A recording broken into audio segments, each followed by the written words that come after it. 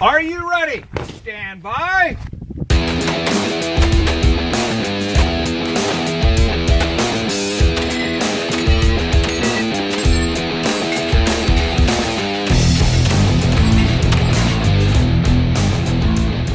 This podcast is brought to you by Breda USA, Italian shotguns that are the best in the world. And this is a shotgun tech tip from Team Breda.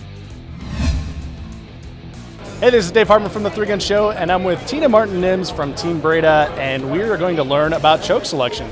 So before you go out to the match, you want to make sure that you have an understanding of how what your chokes are patterned at. So what I like to do is I have my 3 main chokes that I usually use, which is a spreader, an IC, an improved cylinder, and a mod. And I set my targets out at 5, 10, 15, 20, 25, and 30. And it's just like a knockover steel and a flipper. And I test to see what those how they perform at those distances with the ammo that I typically use. And so when I go out onto a stage, I already know that at, say, 35 yards, I can use my mod choke and knock it out. And I'll be ready to go. Awesome. All right. Well, that's your tech tip from Tina Martin-Nims of Team Breda. Check out Breda's B12i 3-gun ready inertia-driven shotgun at BredaUSA.com. That's BREDA. This podcast is also brought to you by LAG Tactical. I've been using LAG mag pouches and holsters for years, ever since James Casanova introduced me to their Nova holsters and their first-generation competition mag pouches. They have a new design for mag pouches out now in the MCS, the modular carry system, which features a 2-piece design and fits a wide variety of pistol mags as well as different brands of AR mags. I got to see the prototypes in action when Scott Green won the Lucas Oil PCC Championship, and I'm excited to run them myself. Check them out at lagtactical.com. Welcome to the 3-Gun Show, brought to you by Armalite. I am your host, Dave Hartman, and this is a special Match Recon podcast with Forrest Lathrop. Forrest, welcome back. Thank you, Dave. Good to be back. Been a long time. I know. We've been sitting across from each other for hours now, and but you're back. Yeah. You just see the pause there. Everybody doesn't see it. Well, actually, we see it on the video. We have video going. We do have video going. Yeah. Dave just lost himself gazing into my eyes. I did. Yeah. I saw it. It's difficult. But if you're like me and you like these Match Recon podcasts, you can get them as soon as they're available by being a Patreon supporter of the 3-Gun Show. You can find details at patreon.com/3gunshow. That's Patreon. And I think we're up to like 16 Match Recon podcasts now, which is pretty crazy. It's kind of cool. And be sure to listen after the show for a special offer from Armalite and enjoy this one with our pal, Forrest Lathrop. Yeah. Dude. I think you actually had 17. 17? Is that what we're at? I think the last one you had, I think it was 17. Oh, man, I'm losing track. So this one's like 18 then. I think so. Or do I have one in the bag and maybe this one's 19? It's very confusing. Ooh, mystery. If only someone kept record of this. If there were only a digital device. By the way, do you have an iPhone? No, I don't play that game. You're an Android? Yeah. So I don't do dumb. So I just recently got an iPhone, and it turns out that the programs that I use to like do all this stuff for the 3-Gun Show, much easier, much more full-bodied on an iPhone, which is actually pretty cool. And the photos are great, the camera's good. So I was pumped about that, right? And then I go to load all the podcasts I listen to on a regular basis into their podcast app, and their podcast app sucks, which is hilarious because the word podcast is iPod broadcast, right? Right. I mean, that's where it first came from. But man, like just a little irony there, just a little bit. So much. Like, so I used a Podcast Addict on Android. Yeah, that's what I have. Yeah, and Podcast Addict is great, and like it always just plays like the next thing. You know, it's just like listening to like a playlist for music. It just plays the next podcast. It does not do that on iTunes, and it tries to like simplify and truncate everything. So you can't find all the episodes. You can't find. It's like, I swear I'm subscribed to like 13 podcasts, and like I don't even know which ones are new. But holy crap, it's funny. it's funny and ironic on the surface, but as a guy who's like trying to make a living at podcasting, it's kind of disconcerting. It's actually a good point though, because when I became a Patreon member, I went on and got like one of the podcast apps. Mm-hmm. And I was like, man, I don't know which one to get. There's all these, all that. I was looking at reviews and I got the Podcast Addict. Mm-hmm. So for those listening, if you want a podcast app, if you have Android, the Podcast Addict is the way to go. iPhone, just don't do that. Go get an Android. Well, go play that game. It turns out you can get third-party apps for podcasts on the iPhone, which I might end up doing. I think even Podcast Addict has one as well. But it seems so ironic. It does, doesn't it? Like you have to get a third party. Yeah. That's dumb. Yeah, it's messed up. Like it used to be back in the day when I had an iPod. I would load up podcasts on it, and it would play like through iTunes, just like normal, like your music would and everything. But then they separated it out into its own app, and now it's just like difficult. Yeah, it's super difficult. Well, Podcast Addict works good. Podcast Addict works great. Yeah, I load it because even when I was flying to Fort Benning, just recently or whatever, same thing on the flight. You just have them go, and same thing. They just play through in order, just like you're streaming on Netflix or whatever else it is, and like it plays your episodes in order. Works perfect. Well, and I can't even tell on my iPhone which podcasts are quote unquote in the cloud, which ones I haven't downloaded, and which ones are on my phone. It doesn't say. That's horrible. Yeah, and so the only way to find out is put it on. I've got a solution. The rifle? Yeah. Like, you got an iPhone and we have a rifle. I see something fun happening. Could be. Neighbors won't like it, but. No. We'll put it by the window. It's all good. It'll be good. Yeah, so that is. It's discouraging because 72% of all the traffic for the Three Gun Show comes from iTunes or Safari, which is an Apple. I was saying, what is Safari? It's an Apple browser. So either people are like listening on their iPad or iPhone or iMac or whatever the hell it is, and listening through the browser. That's what I'm telling you. Or listening through the browser on that, which is not the right way to do it. And then the bulk is through the iTunes app, but it's like, whoa, dude, what are we missing out on? How many people out there just get frustrated and like, F it, I don't really need to listen to this. Yeah, I think people are probably thinking that right now, whereas we're talking about this crap. They're like, I don't want to hear this. No, this is good stuff. Is it? Yeah. The one good thing about actually, that is good. Somebody's being educated right now. Yeah, and they're figuring out like, I'm not going to go buy the iPhone 10. I'm going to go buy an Android. Well, the other thing is Dave feels your struggle, and I want you to keep listening. There you go. Please. I encourage this. Do this. Well, Forrest, we are here not to just talk about iDevices, but we're also here to talk about a match that you and I both shot. Yep.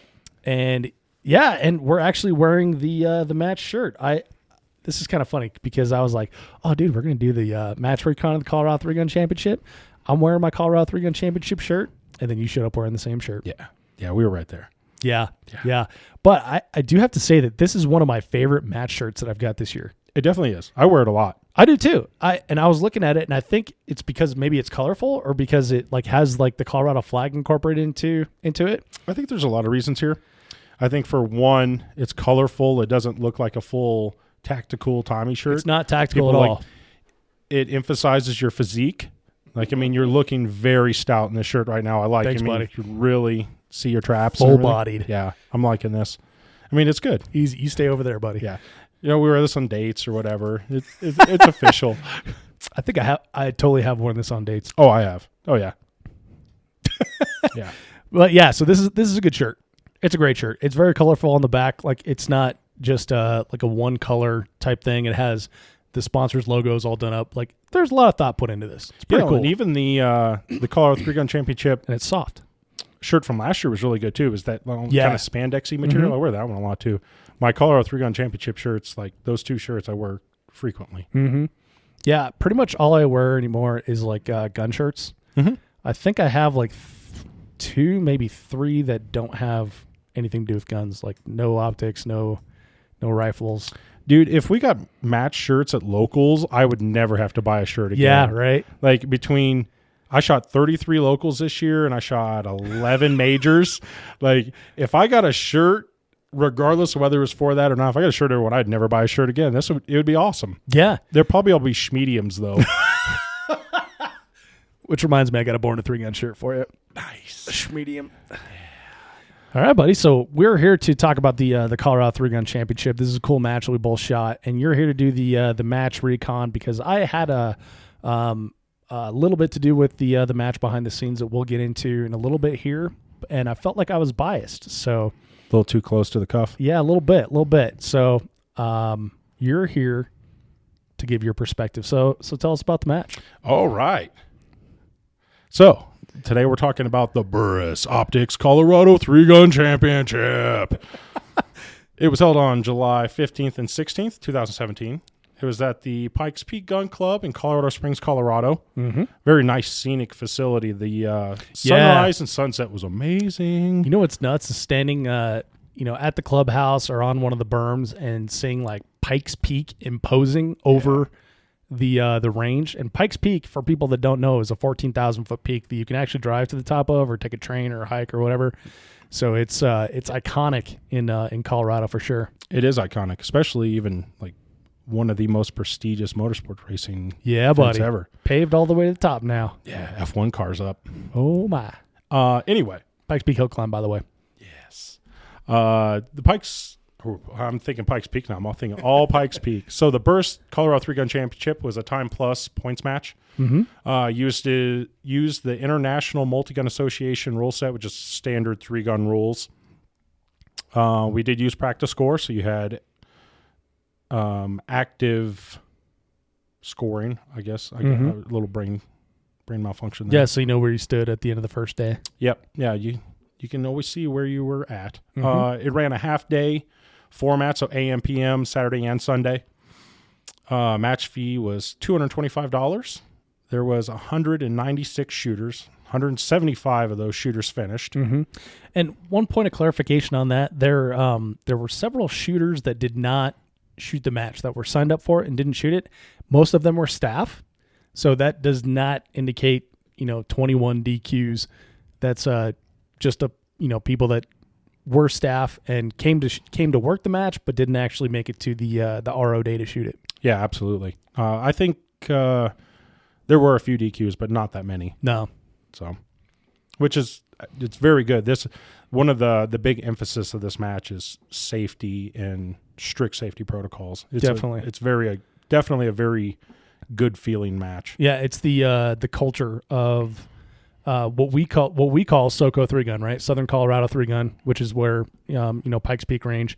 So yeah, Colorado 3 Gun Championship definitely has that feel and that culture to it as well. Division wise,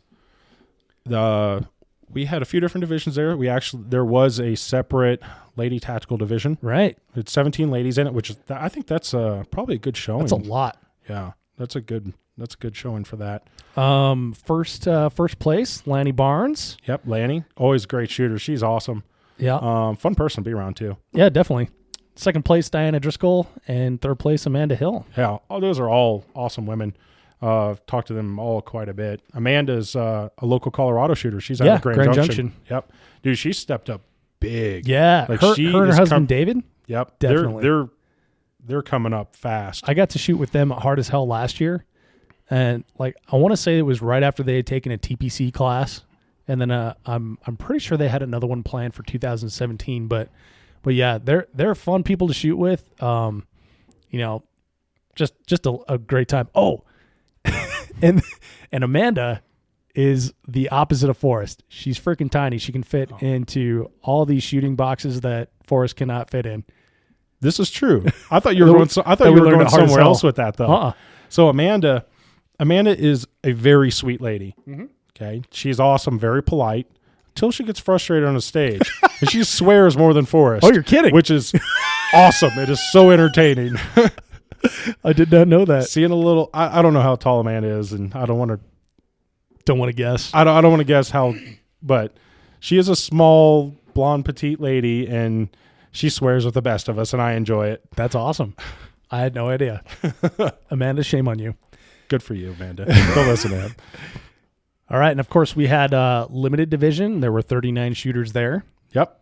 Mark Moots took the top line there. He's another local Colorado shooter, very consistent. Second place, Wes Powell. That's my shooting partner, man. That's my heterosexual life mate right there. We don't do anything separate. I'm surprised he's not sitting next to me. Yeah. I'm going to shame him later. When you showed up, I'm like, where's Wes? Yeah. Dude, if we had one of, like I was saying for Halloween, we should get one of those shirts that makes us look like conjoined twins or something like that. That's actually not a bad idea. Yeah, it'd be funny to us, probably not to other people. It'd be funny to all of the people in the shooting community, I think. Yeah. All right, third place, Bruce limited, Schmidt. Bruce Schmidt. Yeah. I'm not familiar with Bruce Schmidt. Are you familiar with Bruce Schmidt? Nope, but good for him. I've probably met him. I'm just not placing the face. Open division, 22 shooters. I think that's a decent showing for open division for that match. Mark Zebart won. Obviously, Yeah. Mark's going to always show up and shoot great. James Darst in second, and Craig Calkins in third. Craig's another local shooter to us. Yeah. Yeah. Craig was that first match I went to outside of my little safe space, my small pond, and staple on the local Colorado scene, right? Yeah, absolutely. That dude would always show up and burn down a stage. Yeah. So this year I got to shoot with Craig at one of our locals, and he was shooting tack. Like I saw him quad loading. I'm like, what the hell is he doing? Yeah, he dabbles every once in a while. Yeah. He switched to tack for quite a few matches this year. You know, one of the things that I find surprising about Craig, and I think I would have a hard time doing this. I think a lot of shooters would, and he shoots open. But every match he switches pistols pretty much between an M&P open gun and a 2011 open gun. Oh, I didn't know that. He goes back and forth. And I've asked him a few times, like, I just want to shoot this pistol this time. I think this pistol's better suited for this one. Weird. Yeah. I'd have a really hard time doing that personally. Yeah, same here. So Craig's a law enforcement officer. I always thought the M&P was because that's what he carried. I'm not sure. And then now that he's switching, like, he goes back. They say he goes back and forth. Apparently, there's no method to his madness. No, he just burns. All right then. All right, and then of course, largest division, TAC Ops, 115 shooters. Yep, always largest division. First place shooter, Jared Milanazzo. I don't know who that is. I feel ashamed of that. Second place, Garrison England, and third place, Glenn Shelby. I've shot with Glenn a lot. He's a really good fast shooter. Shot with Garrison a few times too. Yeah, Garrison, Austin boy. So I got to shoot a lot with him last year when I was in Tejas. Yeah, good dude. So I'm not sure who Jared is. Jared, if you're listening, hit me up on Facebook or something. Let's figure out who you are. Because if Forrest doesn't know you. All right. So other opportunities. There was a shotgun side match. There was. Yeah. It was the best shotgun side match in the history of shotgun side matches. It was a lot of fun. Hosted by the 3 Gun Show. Was it? I didn't even actually know that. Shut up. The banner's right behind us. But the shotgun side match was? Yeah. Oh. You're awesome. Are you kidding me? You don't awesome. Remember me and Dan Troxel. Yeah. Yeah. Me and Dan Troxel. Oh, you were doing the one down below though with the Breda. Well, we were doing both of them. Yeah. Well, when I was there, you were down below doing the other Breda one, and I was up top doing that one. Gotcha. Yeah, and Cindy DeSplinter helped us out on that as well. Yeah. In between all the other things that she was doing.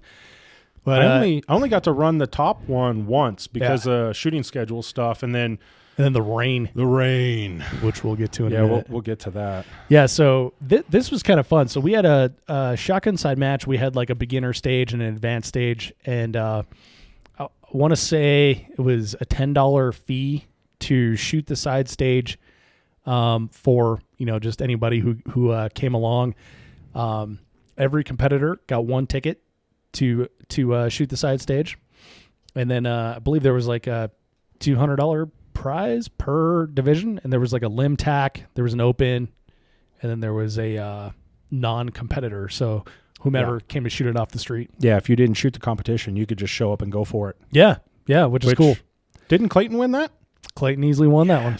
Clayton Easy, strong side tactical. The very last minute, he came in and shot it. Like he was our last shooter of the entire weekend. You got to watch out for Clayton. He doesn't shoot that much anymore, but that dude, like you give him a shotgun, he will perform. Well, here's the funny part. So he brought his I don't know. Clayton likes unique, weird stuff, right? So he brought like this box-fed, short-barreled.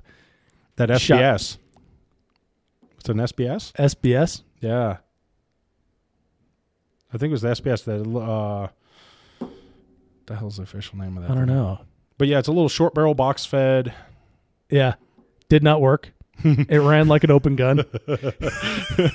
and then he had like a red dot on it and he wasn't hitting anything. And then he's like, well, let me switch to my iron sights. And then he takes the red dot off or whatever and flips up his iron sights. And then all of a sudden it didn't work at all. He's actually got a suppressor for that thing too. He initially was running the suppressor, I think. I know this is like July and we're in December here. Anyway, point is, it was Charlie Foxtrot. He sucked monkey balls on this. It was terrible. So then John Beasley comes up and he's like, well, hey, you might as well just shoot the stage one time for realsies. Use my chest rig and here's my shotgun. All right. And then Clayton wins. Yep. That sounds like Clayton. That sounds like it. A bunch of crap. Like there was one dude that was leading like the entire Sunday. He was a shoo-in. And then Clayton comes at the last minute with his broke ass shotgun that did not work, borrows gear and wins. It was kind of a bummer. Yep. That's how we roll in Colorado. Nice work, Clayton. Yeah. So that was cool. And because we had that beginner stage as well, we invited like shooters from all over the community to come out and shoot it. Breda USA actually sent us one of their B12i 3-gun shotguns. Yeah. There was a bunch of first time shooters, correct? Yes. And that was the cool thing because they didn't need to bring any gear. We had Invictus Practical loaned us some chest rig loaders, and then Briley Manufacturing gave us a tube for that shotgun. And our buddies at Dissonant Arms put that together, which is really cool. Mike and Lan, my boys. So anyway, we had like this full ready to go 3-gun shotgun that we later raffled off. Some other guy won it, and it was a complete success. We taught a lot of people how to quad load. And they got their first taste of competition shooting while shooting a shotgun. And it was at Breda, which is pretty neat. Yeah, that's pretty cool. Yeah, it was fun. FOSTech SBS. Click. We could have just went past that. But now we called out FOSTech for being the worst running shotgun I've ever seen. No, it was heavily modified. Oh, yeah. Yeah, we'll go with that. Okay, moving on. All right, Forrest. So what's the match flavor of the Colorado 3-Gun Championship? Actually, there was a pretty good mix-up on that. Most of it was bay stages. There was a shotgun gully, like natural terrain gully run, which ended up being a lot of fun. We ended up shooting out the back of a truck, and there was a bunch of flying clays and pipes and swingers and dodgers and all kinds of. There were. Oh no! Actually, the truck is on a different stage, but yeah, on that one, on the gully run, there was the two spinners right off the start. 2 spinners right off the start. 2 throwers. I saw people end their match right there. Yeah, on that spinner, on the dual spinner. It's like, bro, just run, just go. Like take the penalty. I actually double tapped them. Did you? Double tapped both of them. Just went pop, pop, pop, pop. Over. Attaboy. Yeah. I had to have something good. Well, there was the throwing birds at the start too. Yeah, a lot of people those were far. They were thrown fast and far. Yeah, a lot of people were getting thrown off in that because the shotgun targets on the natural terrain one, most of them were pretty far, so a lot of people were choking up and shooting mod. I shot mod on that. Me too. I think that threw a lot of people for a loop. I don't think a lot of people have spent a whole lot of time behind mod.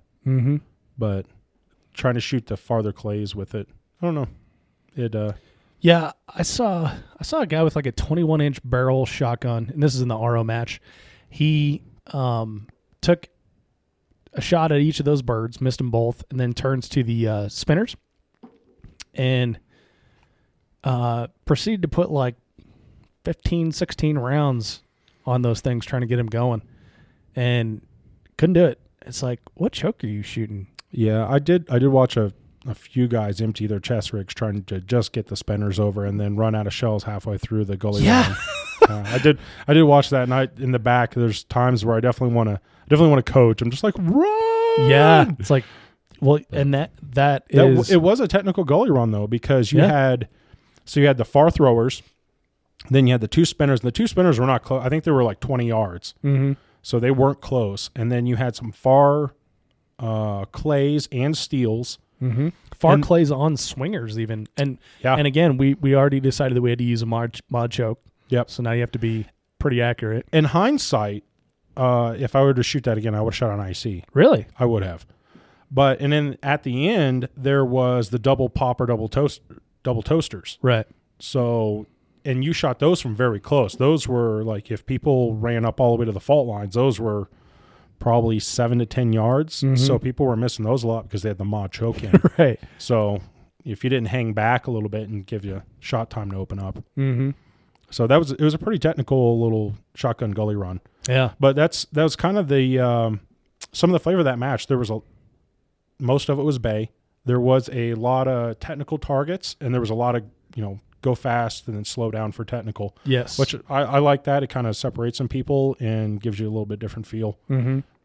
Yeah, and I like the style, because there's a lot of targets, and they're limited on bays, right, to what we can shoot. But there was a lot of targets on the stages for a bay. Yeah. Right? It wasn't like we shot a different match where it was kind of phoned in. There was just like, oh, here's 10 targets over here, right? Gee, I wonder what match that could be. Let it go, Forrest.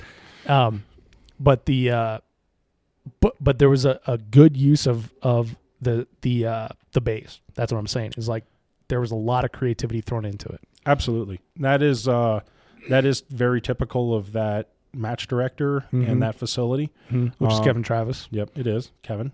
Old K-Trav. Triple Kevin. All his aliases. I don't even understand the triple Kevin. Where did that come from? I'm not sure either. We're going to have to, can we phone a friend? So anyway, but that is a very indicative thing of him.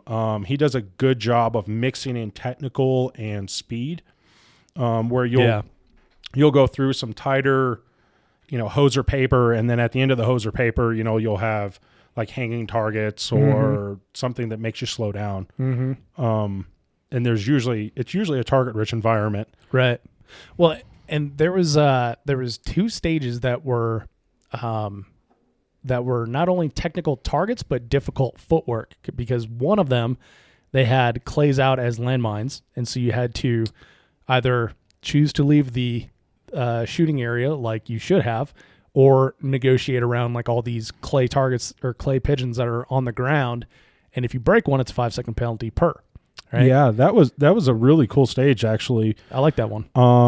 Especially the mix there, because you shot slugs, bird shot, and then you had the minefield was shooting pistol, and that was smaller targets kind of concealed within a couple walls. Yeah, so you had to get you had to have your positions memorized well, and then you still had to make tight shots on that. Right. And then you went to rifle out of the back of the truck. And those were all 200-yard targets. Those are all like tiny IPSC targets. Yeah. Up close, the papers, and then we went to like some BC zones that were farther away.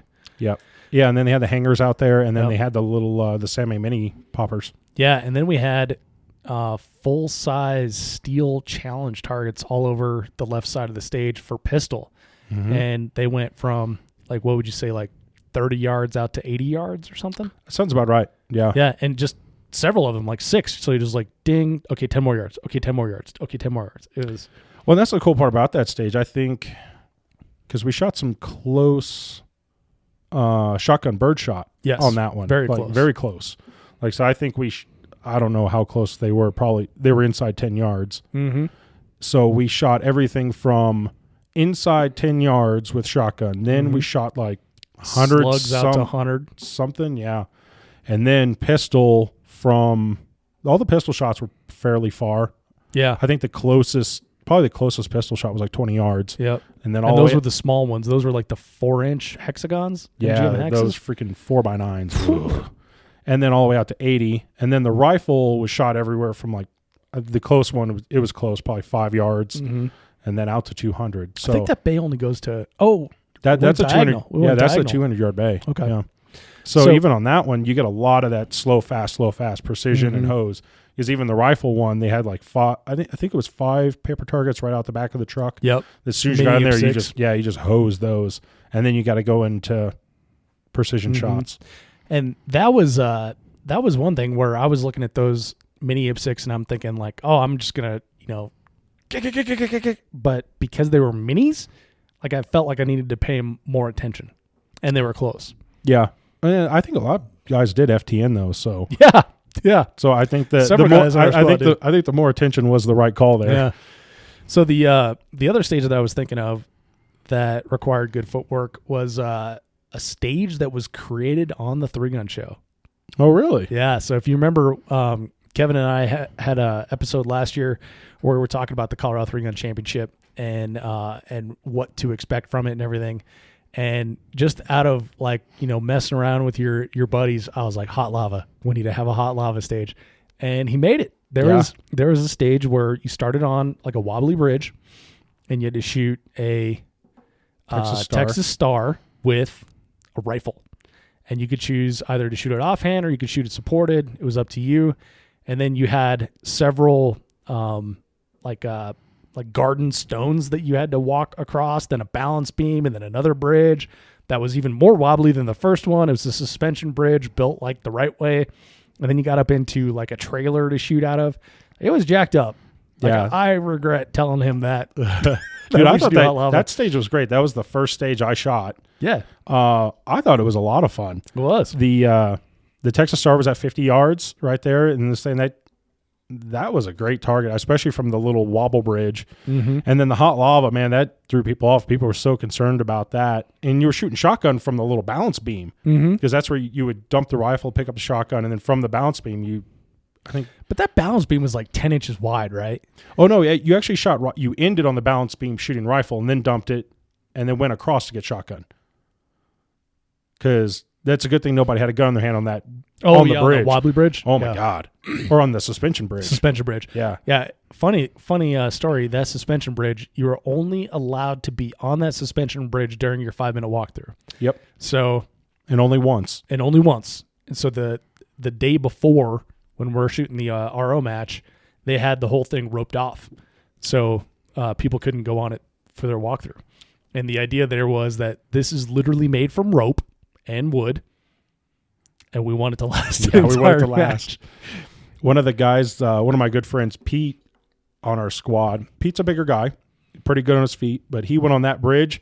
Dude, the video of Pete on that bridge is amazing. Did he eat it? He didn't eat it, but I don't know how he didn't. Like, I swear at some point his feet were over his head attached to the bridge and he like slung back around somehow. I don't know how it happened. I wanted to call up a movie thing and like film some Matrix stuff. Nice. But we were all watching like, oh my God. And then it came back around and we're like, yeah. That's awesome. That bridge, that like if you got out of balance on that bridge, if you took the wrong step or moved too much, that thing got moving like an earthquake. I saw some people go slow on that thing during the walkthrough. And so I was like, well, they're going slow and they're going right foot, left foot, right foot, left foot, right? So they're on the right side of the bridge, the left side of the bridge, right side of the bridge. And now it's like wobbling. Mm-hmm. Right. So I observed that and I was like, okay, well, on my walkthrough, I'm going to run as fast as I can. Because again, it's the RO match and who cares? I'm going to run as fast as I can down the center of it. And I did. And that was the money because if you run, you're going to be using the same path. You're not going to go right and left and you're not going to wobble it and get it off kilter. And then if you run, you're going to take half to a third as many steps as you would normally take if you're walking. Yeah, I think by the time the bridge unstables, you're kind of through it. Yeah, that's what I did too, dude. Yes. I went full twinkle toes. I was like, I changed to ballerina shoes and everything. Like I was on the tips of my toes. I treated it like hot lava. I was like just dipping my toes in and trying to skate across it. Yeah. So, did you play hot lava when you were younger? I'm sure I did. Are you familiar with the game? I think so. So it's like a playground game, or like even in your house, if you do it in the house, like you just put pillows on the ground. Yeah, and you can't touch the floor. Can't touch the floor because it's couch lava. To coffee table. Exactly. Maybe that was just me. No. That's like how you play. So we came up with that for some reason. Might have been a little Jameson involved, But yeah, we came up with that for some reason, and that actually turned into a stage. So I was like totally pumped about that. That was a fun stage. When we get to the rain, yeah, that was let's we'll talk about that in a minute here. So that was one of the stages that survived because of the elevated arrangement of it. So we'll cover that down below here. So let's talk about the terrain. Obviously, all bay matches or all bay stages, save for one. Yep. Shotgun gully run. Yep. All bays except for the shotgun gully run. Mm-hmm. A lot of mix of speed and accuracy, though, even in the bays. Yep. We did have a shoot house. They made Yes. It was a short shoot house. A short shoot house and covered. Yes. Is that what you mean by covered or short is height? Yeah. Okay. Yeah, with all the netting. Yeah, because I could feel my hat rubbing up against the top of that thing, like those bumper cars at Elitch's when you were little. Yeah, I took the hat off and made sure that I had earplugs and not muffs and to drag everything off. Yeah, you couldn't have muffs because they would drag off. I wanted to see Bob Crow. Yeah, I did. There. I wanted to see Bob Crow or Ben Walker. Like, I'm not very tall. I'm 5'11", but everywhere in there, when I was walking normally, I would touch my head.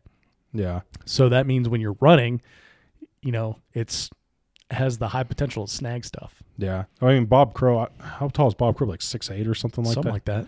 And, obviously he burned it. It was an all-pistol stage. Yeah, it was he burned it down. So I was all proud. I think I got second or third to Bob Crow on that stage. Oh, I was nice. like, yeah, I got second to Bob Crow. I'm good with that. Which is awesome. Yeah. Hey, that's what I was saying. Did you get second to Bob Crow on a all-pistol stage? Mm-hmm. And that one was I'm cool all right because it was like a T, right? So the back end was the top part of the capital T, right? And then the down at what would be considered the bottom part of the T was a door. Yep. And you open that door, the very last thing, and you shoot all the remaining targets downrange. But yeah, the whole thing was covered by like camo netting, which was kind of fun. Yeah, that was a really fun stage. I had a lot of fun there because they had spinners. There was the one spinner. They had the drop turn activator. Yep. There was a max trap at the end and a swinger.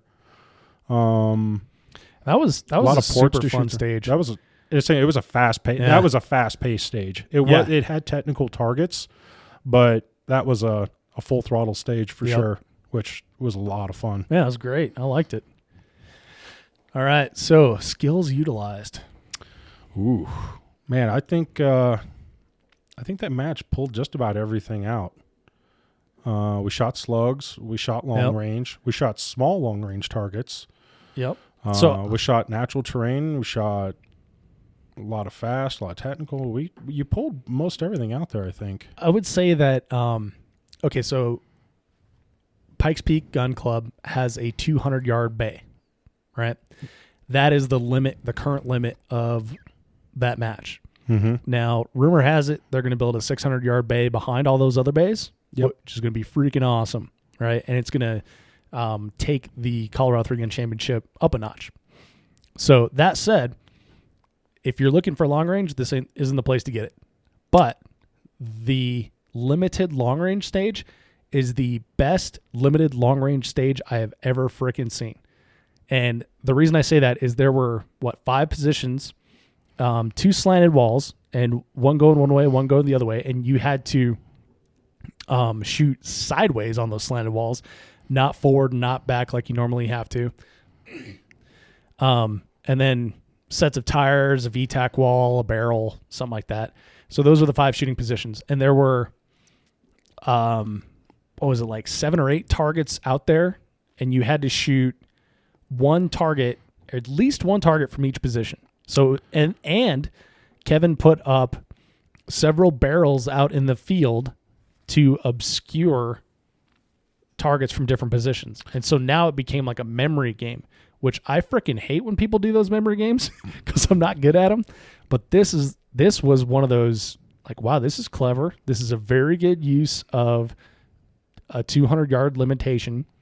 And it was actually turned out to be a lot of fun. Ate my friggin' lunch, but it was really cool. Yeah, that was, he definitely put the thought into that one. Yeah. Because I said if you looked at just a stage diagram, you were like, that looked pretty You're basic. like, oh, 180 yards? I don't have to worry about Yeah. that. But they were small targets. They were concealed. Some targets can only be seen from certain positions, and some were concealed. And this is one of the things a lot of people had problems with, is they were double engaging because a target would be concealed from two positions and open from like another two positions. So a lot of people thought, oh, if I can see it from this position, it needs to be shot. Yeah. And they were double engaging some and missing some. That was a really good use. In the reverse roofs, man, those are rough. Sideways roofs. Yeah. Yeah. So And in the first one, you were all the way against the side berm, and they had the barrel concealing that target. So you can only that was a hard shot because you had to be so contorted. Yeah, and I did not respect that position enough, and it friggin' ate my lunch. And then again on the other wall, and then after you were done doing all that, you had to get off the wall, and at this point, you probably needed a magazine change. And there was a bunch of hoser paper targets down the right side of the bay for right-handed shooters. It's a little bit difficult. And then at the end of that little paper target run, there's a 50-yard plate rack. Yeah.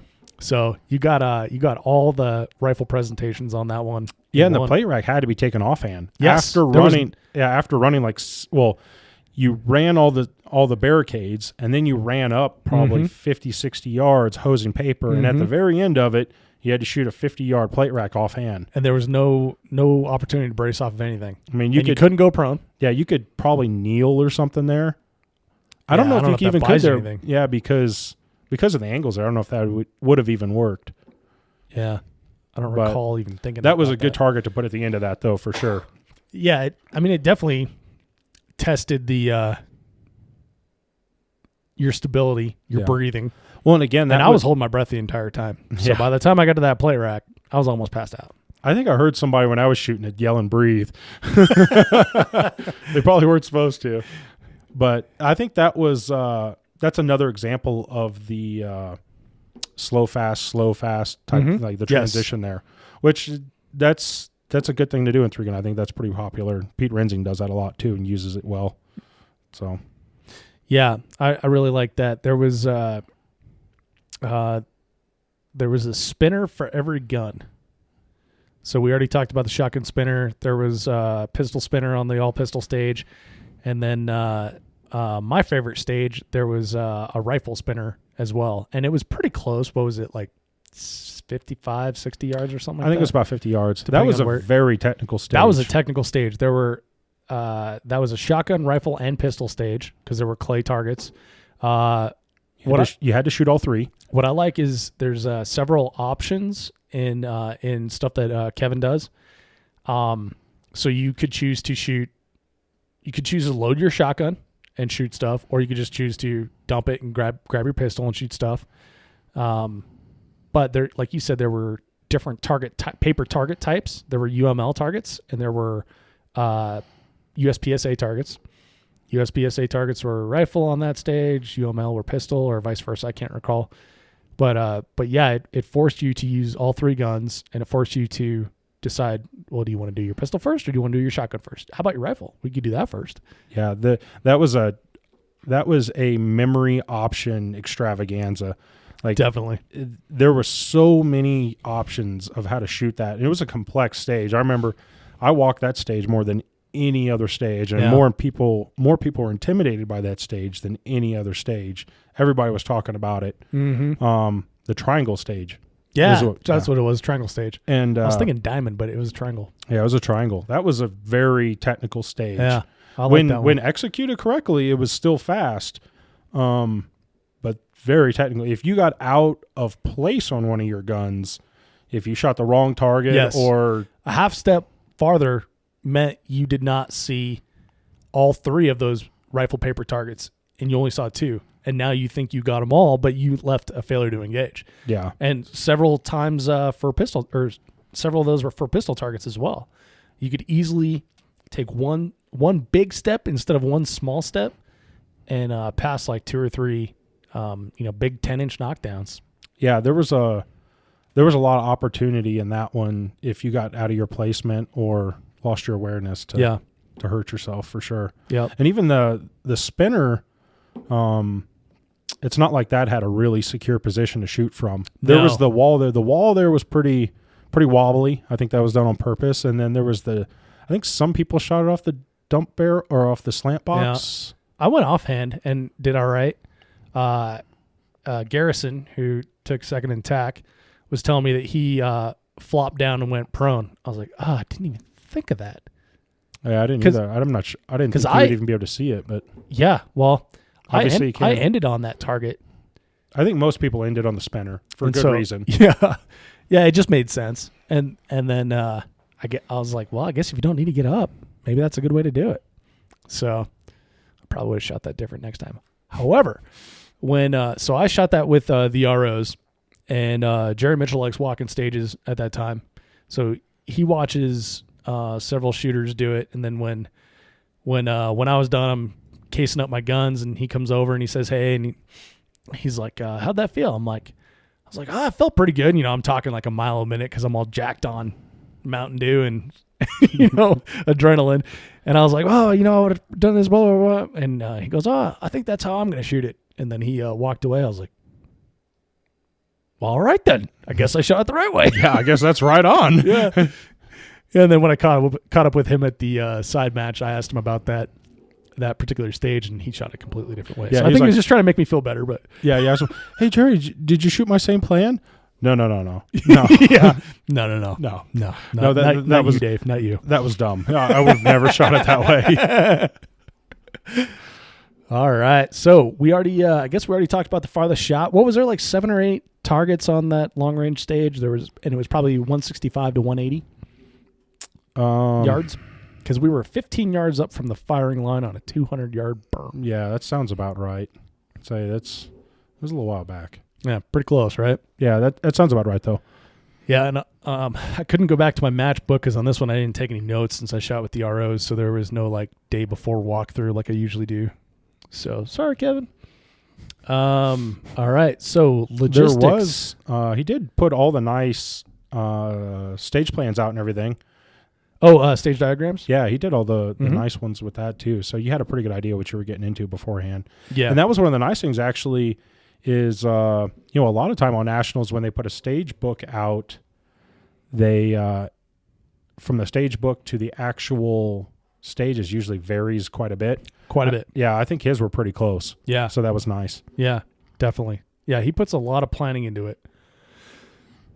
All right, so logistics. You're going to have to talk about this one because I did not check in since I shot with the ROs.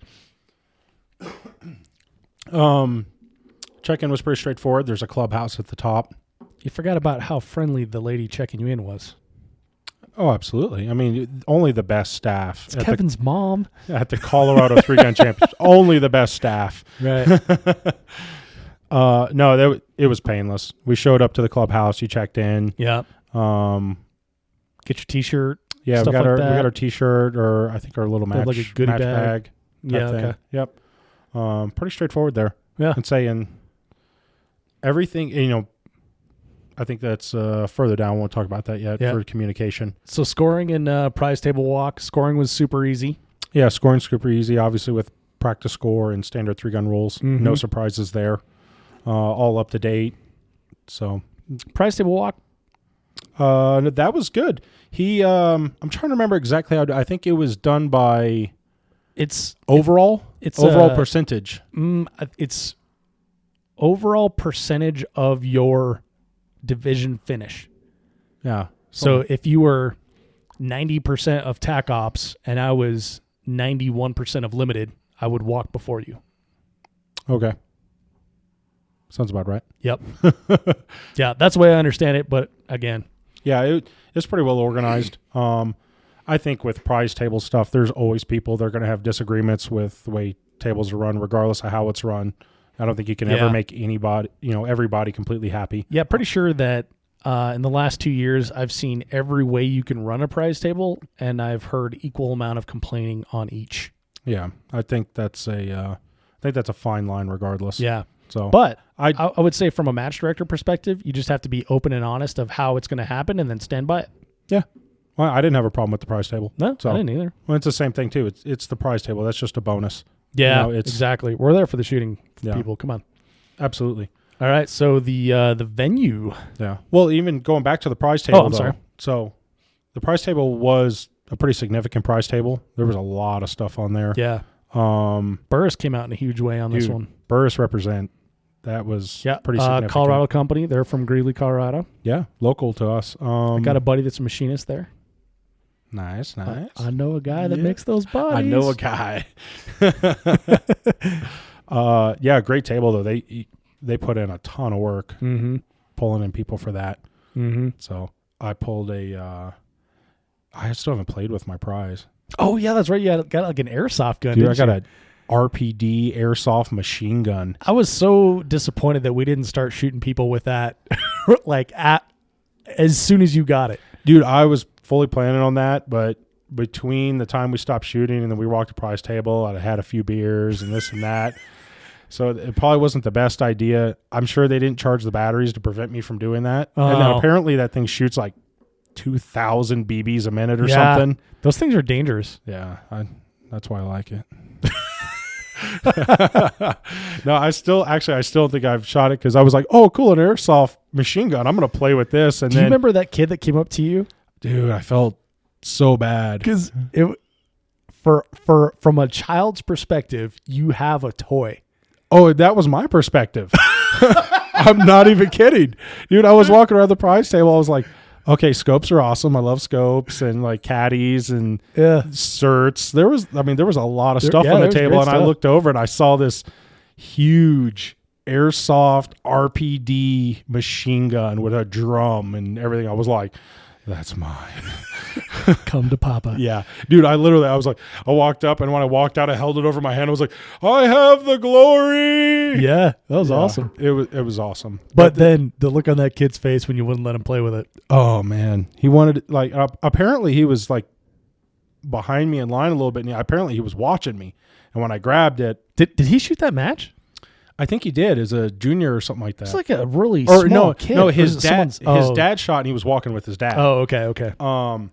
He was like, "Can I trade you?" I was like, I really want this baby. I don't know, but he had like the puppy dog. I was like, "Oh man, I feel so bad." He was little. He was like belt high, right? Yeah. So like small children are hard to say no to. Yeah, and I kept feeling like this was like a Christmas story thing. It was like, you will definitely shoot your eye out with this.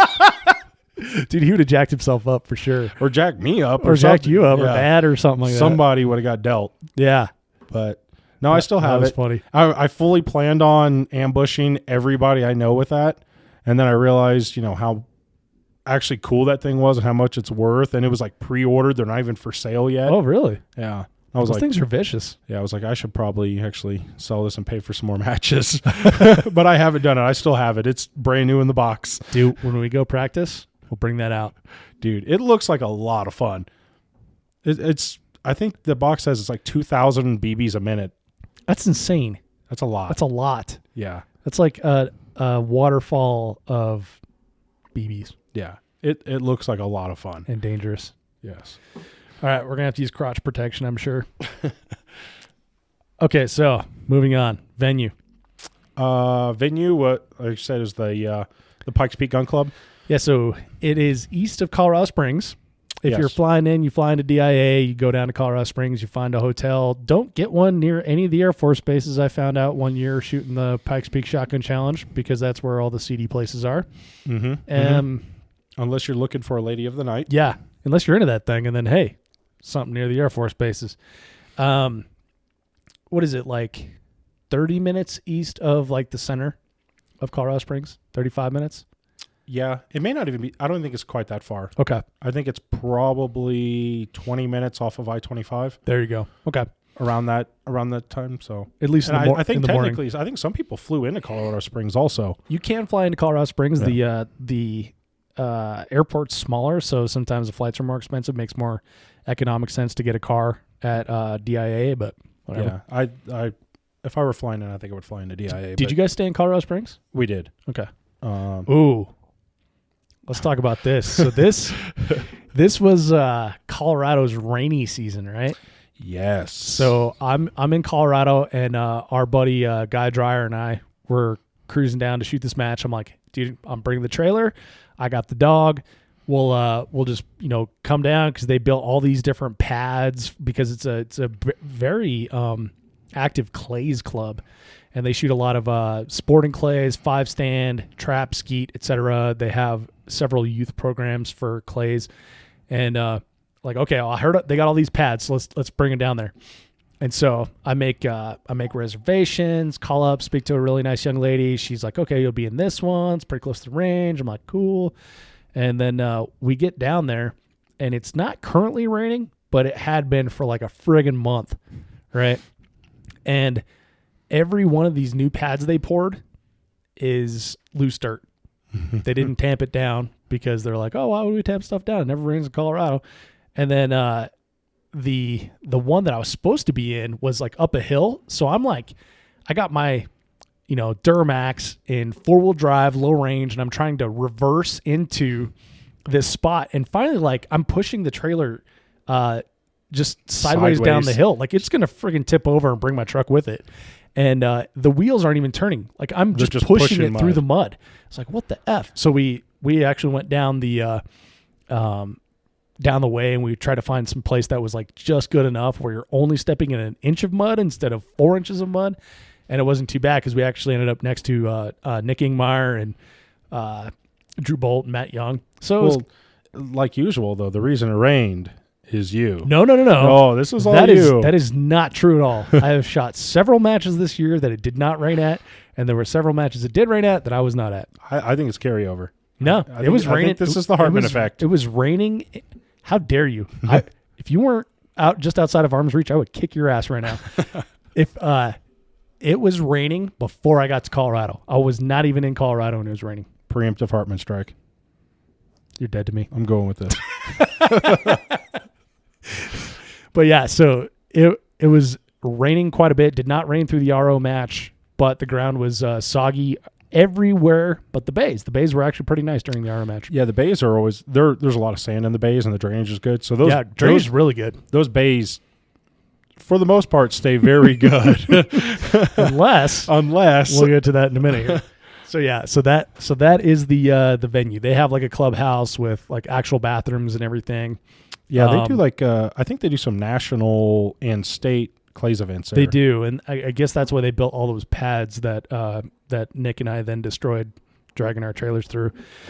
But yeah, they've got plugins for trailers too. Several plugins for trailers. Yeah, there's a lot of opportunity there for on-site camping. Yep.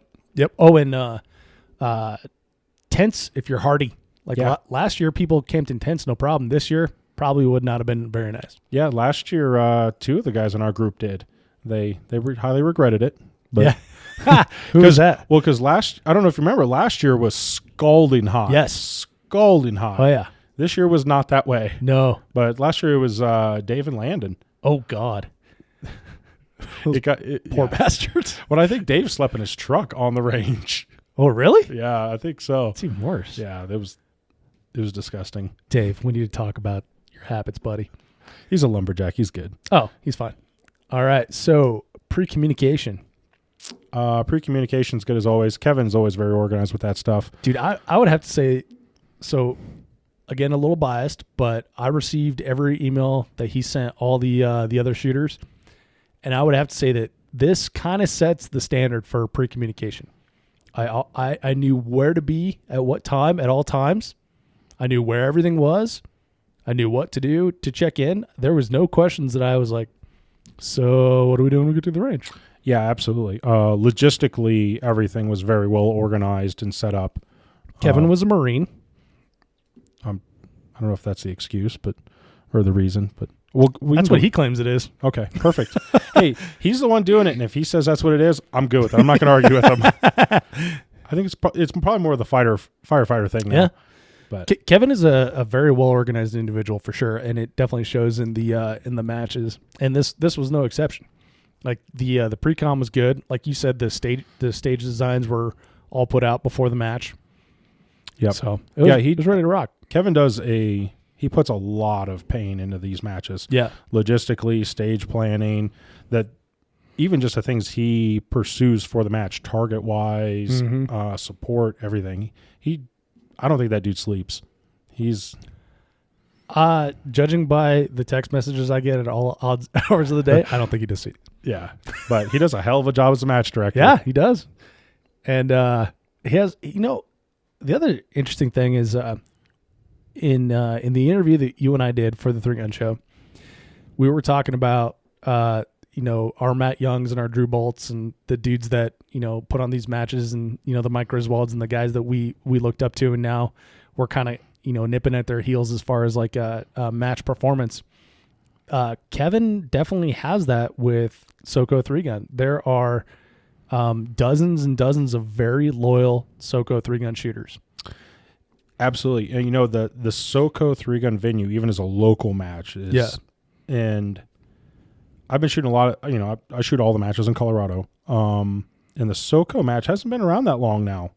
No, 2 years? I think 2 years. Yeah. And in that 2 years, and I've said it openly, and I believe it is because of the hard work that Kevin's put into the match. I mean, that dude has poured himself into the match. I do believe that has become the premier match in Colorado. On a monthly basis, the level of stages and execution, one, that the safety is very, very thought out there. It's not ridiculous, but it's very practical. The stages are always put together very well. I really have no real complaints with that match at all. Nice. I mean, it's put together very well, and it showed in the state match, because when you run tight ship, local matches like that, when you run a high level match like that, I think that's going to carry over. Yeah. Also, the only match in Colorado I haven't shot. You've never shot SoCo? No. Are you kidding me? No, I've only ever shot the championships. Wow. I know. So coming up here in like 15 days, the night match is going to be the first match. My first match. Last one of the year. Yeah, that's gonna that one might get interesting for us. Yeah, Should be a good. bunch of long johns. Oh, December 30th night match in Colorado. So, I think this podcast is going to come out before that match. But Forrest, can I say, who thought of a night match December 30th in Colorado? I have no idea. F that guy. There better be some burn barrels there, man. Dude. I've already been running some warming ideas by Kevin.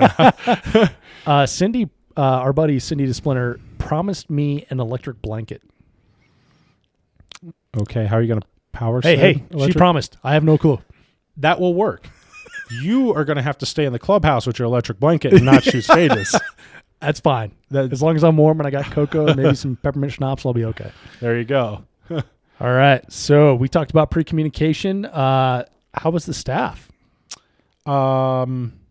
Staff, I don't remember there being any issues there. I think every well was pretty well sorted out with rule set and scoring. I don't remember having any real concerns, which for staff stuff, I think that's what's good. Right. Yeah. So I was on the staff, so I can't comment, but if you have a match where the staff was unremarkable, then I mean that's like the ideal, right? Yeah, I mean I think there's been some matches where you have some standout ROs that are funny or cool or this or that. Right. Usually the standout ROs are ones that you've had a concern or issue with. But like I said, I don't have any real remarkable comments about that. I think that's pretty good. Good. Excellent. All right. And the fun factor. We're going to call this the forest factor. Oh, yeah, I'm always going to have fun. Can you do the forest factor in the monster truck? The voice? monster force? Fun factor. Yeah. So, how was the match? I had a ball. I always have fun shooting, especially with our crew. The local Colorado crew, yeah, there's a lot of shenanigans. Yeah. But we take it serious and we all try to do, as best we can. But fun is definitely high on the list. Yeah. There was probably some discretionary petting going on. Which is very fun with ROs to look at an RO and then pet another dude in the face. Oh my God. Maybe I don't want to squat with you guys.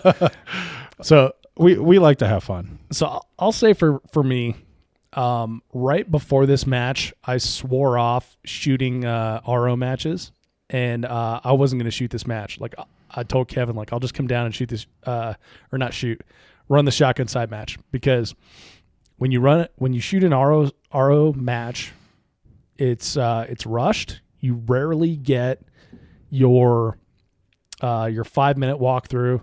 You don't have the day before to come and recon stages and come up with like stage plans and maybe take you 30 minutes to an hour to figure out and stuff like that. It's a difficult match. It's a completely different match. Well, especially trying to shoot it all the way through in one day. Yeah. Yeah. And so this match, not so bad shooting it all in one day, because it's not like super open terrain or where you have to drive several miles to get to a stage. So it was totally doable, but I had just come off of shooting another RO match, and I was like, nah, I'm not going to do this one. And Kevin's like, if you don't shoot the match, you can't come down here. I was like, okay. So I came down and shot the match.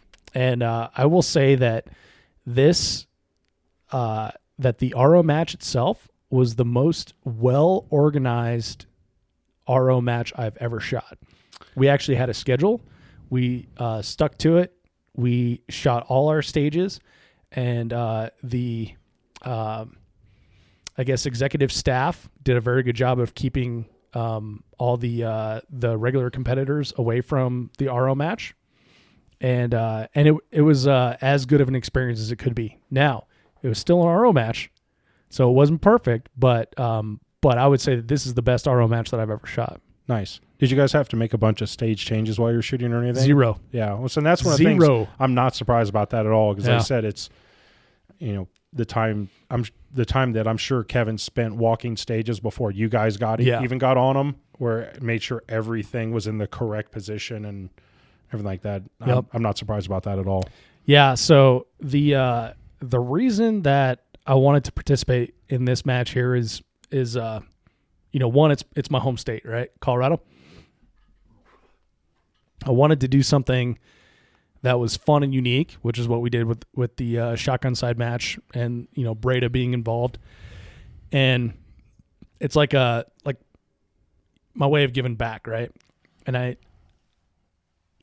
when you look at like the match finish, is like, it would have been really nice to do well at your home match, but there's also something to say for being like a good host for all these people traveling to your home state. And my buddy Adam Maxwell says it, I think he said it on the podcast, but it's like, hey, this is my chance to welcome people into the state and be a good host and show them, what our 3-gun culture is like. And if everyone did that with like one match throughout the year, we wouldn't have like an RO problem like we do. Right. And by RO problem, I mean scarcity, and you see the same ROs everywhere you go. Yeah, that's true. Yeah, and again, to Kevin's credit and the culture that he's built at SoCo 3-Gun, a lot of the ROs are those dudes that are super fanatics about SoCo 3-Gun. Yeah, that's it's definitely always a go-to match for me, for sure. Mm-hmm. He's definitely built, an established benchmark there, for sure. Mm-hmm. Awesome. All right, Forrest, last thing. Do you want to take a break? Yeah. Okay. We're taking a pee break. And we're back. Yeah. All right, Forrest. Very last thing here. Funny things that happen at the match. Oh, man. So many funny things. Obviously, like we talked about, the shenanigans. There's always a lot of shenanigans. I don't know if it's necessarily funny, but memorable. The flash flood. The flash flood. The flash flood. Oh, here's what's funny about the flash flood. So, tell me something, because I'm not real happy about that flash flood. I'll tell you in a minute. Yeah. So, we talked about the half-day shooting format, which you've talked before. I'm a fan of the half-day shooting format. I like it. Yeah, I like half-day shooting format myself. And so, I shot AM that day. Saturday? Whatever day it was. I think it was Saturday. Sure. We'll go with that. Anyway, so we shot AM, And then we walked a few stages. Like, all right, well, let's get off range, go get something to eat, go back to the hotel and hang out. Mm-hmm. So I was like, man, those clouds are getting really dark approaching us. I was like, I think it's about time to go ahead and call it a day and go get some beers. Yep. So, the range is just probably a mile off of a highway on a dirt road. Yes. Okay. So we pull out the range, we go down the dirt road, we get on the highway. Not a minute down the highway. And this is a 2-lane highway. Yeah. Two-lane black highway. Not a minute down the highway, Pikes Peak gun range disappears. It's gone. Like Why, Forrest? Oh man, the huge, like, I don't know what you call it, like big microburst. That's what I'm looking for. Yeah, came over and just laid waste to the range. Like insane rain. So we were on the shotgun side stage, and it starts raining, and we're like, okay, well, we better get everything in the truck. So I, move the guns in the truck first, and then all of a sudden it just like opens up and just dumps. And I couldn't find Dan after that. I was like, oh, dude, hopefully he didn't float away. But his truck wasn't there, or his car wasn't there either, so I assume he went home. But like it's indescribable, the rain. Indescribable. Yeah. Like I did like a little Facebook Live video, and it was absolutely insane. I couldn't even see the hood of my truck. Yeah. Like that's how much rain was freaking coming down. Well, see, the funny part was I just got off range and I was done. And I look over like 2 minutes later and the range is gone, and then, I'm looking at all the Facebook Live feeds and talking to Kevin and this and that. I'm like, it was bad. I mean, there was props floating away. There was people and dogs and cats and all that floating away. It was kind of like a Kansas thing, with Toto and all that. It was jacked up. Yeah, like the road got washed out. Well, so the drainage sent like a big, because Pikes Peak gun range is a big hill, right? From the dirt road, starts going downhill to the skeet range, starts going even more downhill to the Sporting Clays and 5 Stand, even more downhill. That's where the bays are. And then it starts going back uphill, and that's where the bays are as well. So it kind of drains back down in between those two. Well, all that effing rain was coming off the hill down into where the bays were, and all rushing through whatever channel they had cut at some point in time. And all that rain, all that water, all that force in that little amount of time eroded this huge channel to where they told people, like, look, don't move any cars. Just stay where you're at. Because there were several people with, big Jeeps and 35-inch tires that were up over the fenders trying to get through that. And they actually had to, like, get a tractor out and bring buckets full of dirt down there once it stopped raining. Yeah, they had to come back and move a bunch of dirt to make it passable. Yeah, it's crazy. Yeah, the Facebook live streams were insane. It was like 7 inches of water dumped on the range in like 10 minutes. On your lava stage, though, because everything was elevated. Yeah. Like there was the best stage out there. Dude, it worked out perfect because there was like all these little elevated stepping stones on the bridge and all that. So it was like the water was then lava. Like it worked perfect. And that was like the one bay that the water didn't dissipate from, right? Yeah. Yeah. And that's one of the good parts, even with that much rain, the bays cleared out pretty easy and they were shootable within like an hour or so. But it was like when it was happening, like it was bad. Yeah, like, I was wondering, like, are we throwing out stages? Is the match done? Like it was that bad. Right. So I got two funny things. One, my buddy Sean Oleski, he shot on the same stage you did, and he saw me on the Facebook Live, threw on his rain jacket, grabbed a beer, ran out and jumped in my truck, brought me a beer. Like that's a buddy right there. Yeah, right? Sean's a good dude. Yeah, great shooter too. The other thing that is so I mentioned earlier that I have my trailer, right? I had the trailer out there plugged in, got the AC going so the dog doesn't roast in July, and then every lunch breaker when we're done shooting, then I come and let him out and run around like a maniac. Of course, he just tracked mud all over the goddamn trailer, but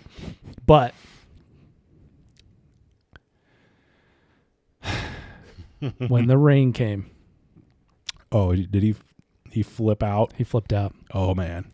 The good news is that I know my dog, and I know that he's a bird dog and he gets listless, so he doesn't get to roam free. He's in a kennel. But shit himself In the kennel. in the kennel Everywhere. everywhere. Yes. Hey, So- if you take the kennel and the dog while this is happening and throw it outside in the flash flood, that's a self-correcting issue. I mean, Well, it all I cleans didn't know itself. until it was done. Oh, yeah, because you're in the truck. Yeah, because I was in the truck. So once the rain clears, the rain cleared. Like it rained for a long time, right? For like an hour or so. Something like that. Yeah, it rained for a while. Yeah. So it rained a lot in a I was in my hotel room. short amount of time. And once the rain cleared, I'm like, oh, okay, cool. We're walking through mud, but I'll go see, make sure the dog's okay. So I'm sure as soon as you crack that door. Yeah. Oh, man. Yep. Yes. The good news is it all stayed inside the Kennel. kennel. Thank you. The bad news is the kennel doesn't fit out the door, so you got to take it apart to get it out the door. So I let the dog out and quickly close the trailer door so he doesn't get back in. And so now he's like running free. I'm like, cool, bro, go roll in some mud or something. It'll be better than what you got on you now. And then I had to take that kennel apart. It's like a plastic 2 clamshell sort of thing, and take it up to the clubhouse. And thankfully they had a hose out there. I was able to use my Dawn soap and hose that thing out. And then I had to hose the dog, which is almost even worse. He doesn't like that at all. It makes for a memorable match, huh? Yeah, I forgot about it until now. I think I blocked it out, Forrest. Yeah. It's jacked up though, man. You weren't even drinking whiskey with it, and you still had to block it out. Yeah. Yeah, I had to be cognizant at that point. But yeah, so that was a little rough. Sorry, folks, if you're squeamish and you're driving and you just vomited in your lap, but that's how it rolls. Reality can hurt. Reality can hurt. So I mentioned earlier that I grabbed the guns and threw them in the truck, right? Grabbed the gun, the shotguns, the loner Breda, had my own personal Stoker out there. Loaded those in the truck, brought the shotgun shells with me, loaded those in the truck. Left the clays out there. Clays were like, the box just, completely soaked, washed all the red off. Now they're kind of like, or the orange off, and now it's kind of like pasty orange. The next day when I went through with Dan, make sure nothing had moved, he's like, look at those shotgun shells. And I was like, yeah, there's a bunch of holes. We need to pick them up. He's like, no, look at them. And I was like, I don't know what you mean, Dan. He's like, they're full of water. And yeah, so like 2 3/4 inch shells were completely, unfolded, right? So now they're like 3 inches long, and they were filled to the top with water.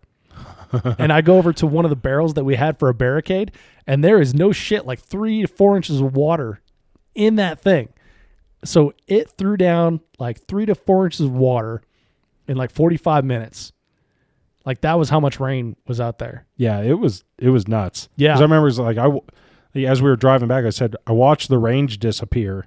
And then, on the highway, it hit us, and then everybody pulled over. Yeah, because you had the wipers Can't go anywhere. You had the wipers going full tilt, and you still couldn't see past your hood. So everybody just pulled over. Yep. And it's like you just kind of sit there and wait for it. And I'm staring at the range like, I know the range is over there. I am so glad I'm not there right now. Yeah, I was like, I'm so glad I'm not on range right now. I'm glad I picked this schedule. Yeah. Well, so that Breda shotgun, it came to, obviously, it's imported from Italy, so it doesn't have a tube on it or anything. And so I had to install the Briley carbon fiber tube and, the new spring and all that stuff.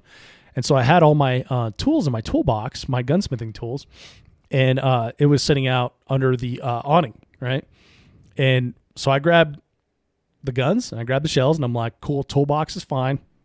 Toolbox was not fine for us. So I picked that thing up and I throw it in the truck, and then, take it back home, forget about it for probably like the next 2 to 3 matches that I went elsewhere in the US. And then when I finally needed like something to clean, I opened that thing up and it's full of mold. Oh yeah. And like every steel piece of like every punch, every cleaning rod bit, everything's rusted as shit. There's still standing water in this thing like 3 months later.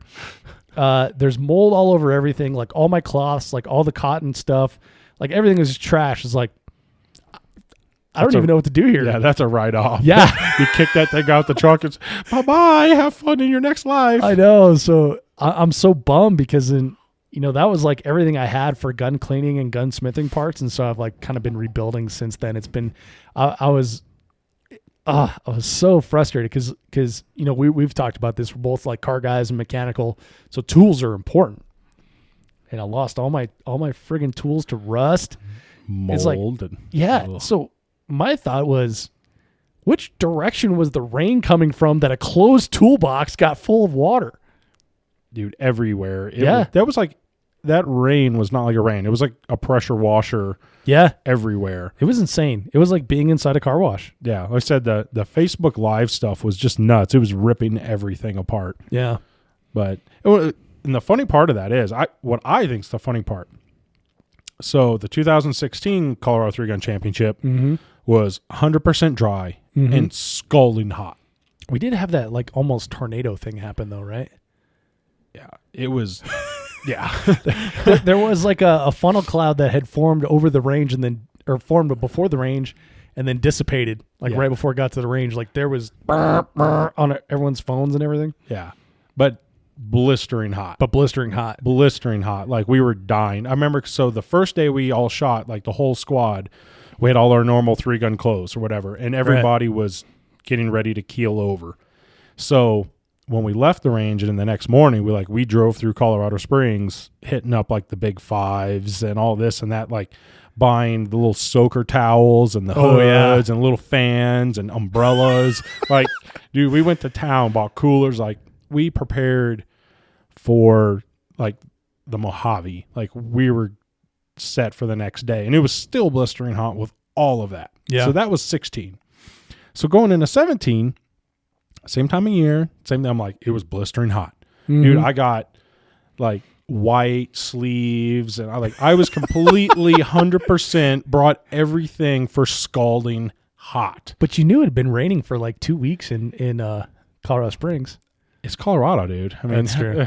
I was like, so like I show up and everything I have is like shorts and this and that ready for hot. And then when it rained, and most of the time during the match, like in the morning, it was even cool. Yeah. When it rained, it was like 40 degrees out. Yep. Normal Colorado, huge temperature shifts. So it went from like what I expected to be scalding hot, brought everything for scalding hot, and it was pouring rain and cold. I was like, what the hell? It's like, yeah, Colorado. Yeah, for sure. But it's just crazy, same match, same time of year, just a year apart. And people are like keeling over from freaking heat. The next year, everybody's floating away. Yeah. Yeah. Crazy. And yes, I think it was like 1 weekend off from the previous year too. So it was as close as it can get. Yeah. We'll see what this year brings. Tornado.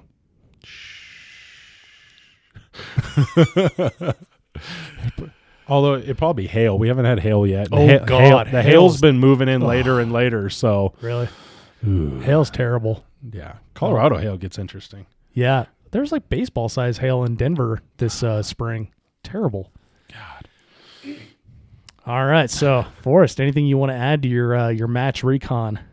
Man, I think we've covered most everything. Am I missing anything? Anything coming to mind on you? Nah. You going to shoot it again?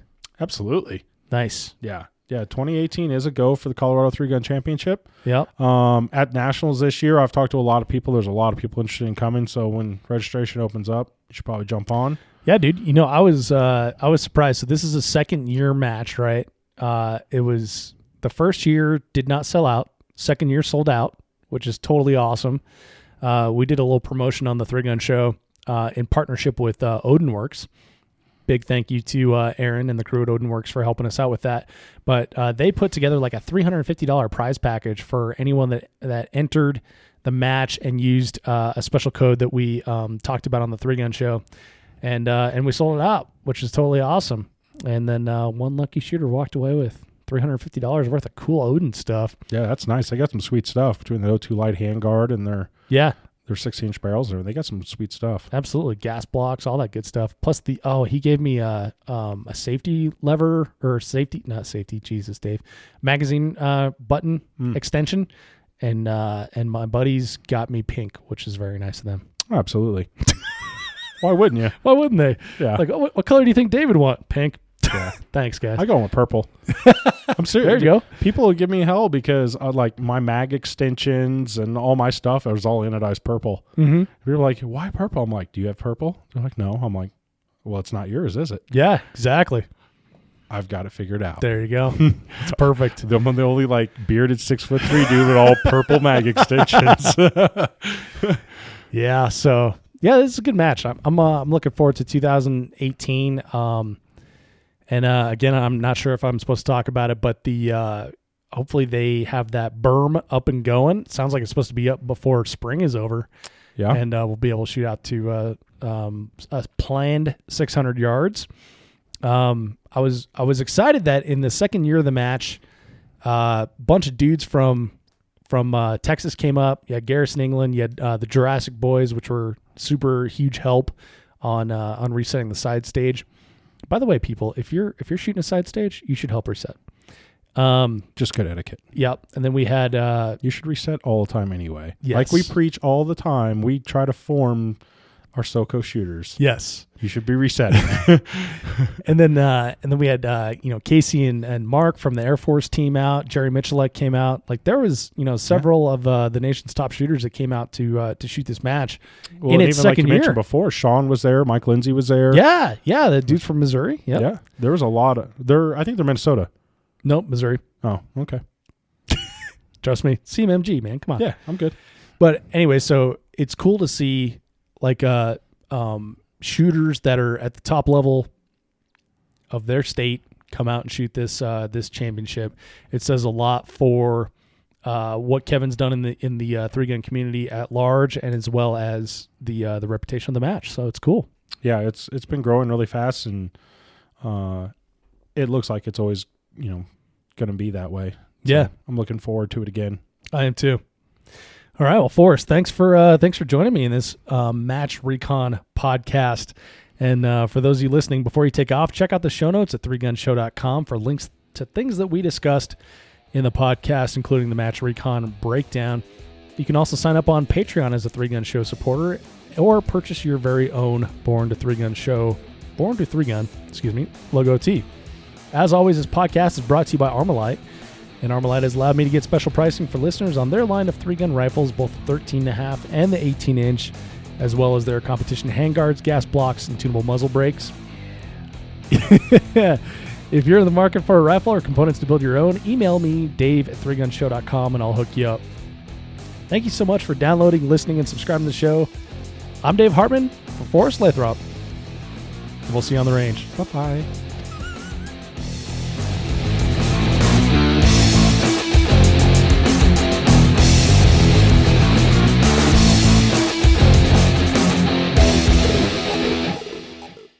If you are finished, unload, show clear.